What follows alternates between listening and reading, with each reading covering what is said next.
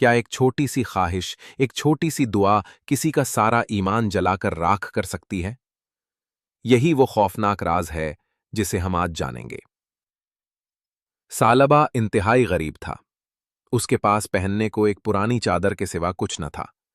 गुर्बत का खौफ, नादारी की शर्मिंदगी उसके दिल और दिमाग पर छाई रहती थी। वो हर वक्त परेशान रहता कि आज के दिन बच्चों को क्या खिलाएगा। वो तमाम हिम्मत मुजतमे करके आंसुओं से भीगी आंखों के साथ नबी अकरम की खिदमत में हाजिर हुआ। उसकी आवाज में ऐसी आजिज़ी थी जो पत्थर को भी पिघला दे। वो रो पड़ा और इल्तिजा की, या रसूल अल्लाह सल्लल्लाहु अलैहि वसल्लम, मेरे लिए दुआ कीजिए कि अल्लाह मुझे मालो दौलत की कसरत अता फरमाए।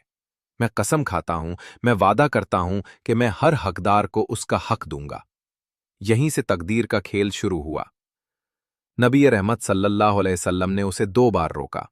कहा, सालबा, कम पर शुक्र कर ले, कहीं ज्यादा दौलत तुझे बर्बाद न कर दे। आखिरकार सालबा की कसम और इसरार ने दुआ कबूल करवा ली।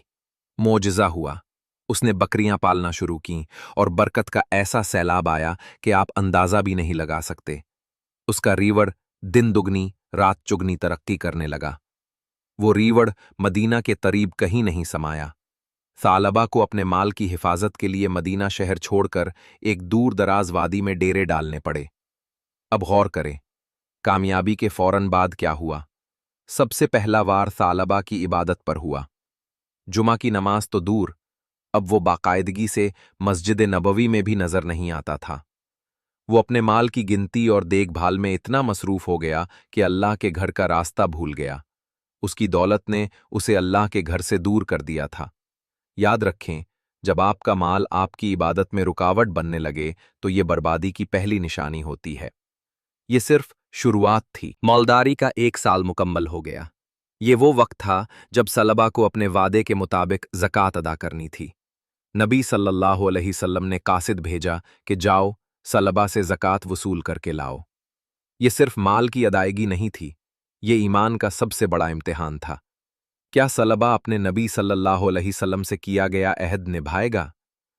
मगर वहां तासिदों के इंतजार में एक खौफनाक मंजर था। जब वो सलबा के पास पहुंचे तो उसने एक बड़े ताजिर की तरह उनको खड़े खड़े झड़क दिया।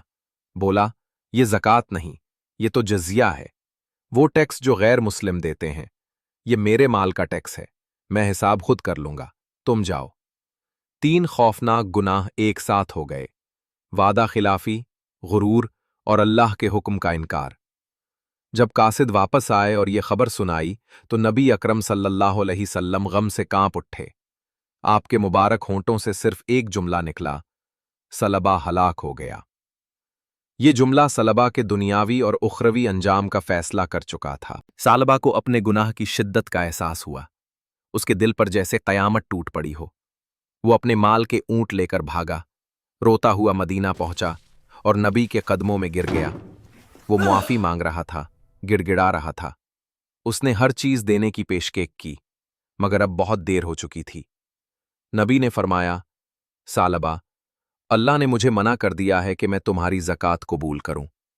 ये वो जुमला है जो तारीख का सबसे बड़ा सदमा है। एक मोमिन की तौबा कबूल ना हो, इससे बड़ा अजाब क्या हो सकता है। माल की मोहब्बत ने उसे इस मकाम पर पहुंचा दिया जहां से वापसी का रास्ता बंद हो गया था। नबी की वफात के बाद वो ज़कात लेकर हज़रत अबू बकर सिद्दीक रज़ी अल्लाह अन्हु के पास गया, फिर हज़रत उमर फारूक रज़ी अल्लाह अन्हु के पास। मगर हर किसी का जवाब एक था, जो नबी ने कबूल नहीं किया वो हम भी नहीं करेंगे। नतीजा, सालबा इसी शर्मिंदगी और गम में, इसी दौलत के साथ तन्हा मर गया और उसकी ज़कात किसी ने कबूल नहीं की। जिस माल ने उसे जन्नत का वादा दिया था, इसी ने उसे दोज़ख का मुस्तहिक बना दिया। आज का सवाल, हम कौन सा छोटा हक छोड़ रहे हैं? किस वादे को तोड़ रहे हैं? कहीं हमारा अंजाम भी माल की मोहब्बत में जलकर राख न हो जाए। ये सोचकर आज सूइएगा, गौर कीजिए।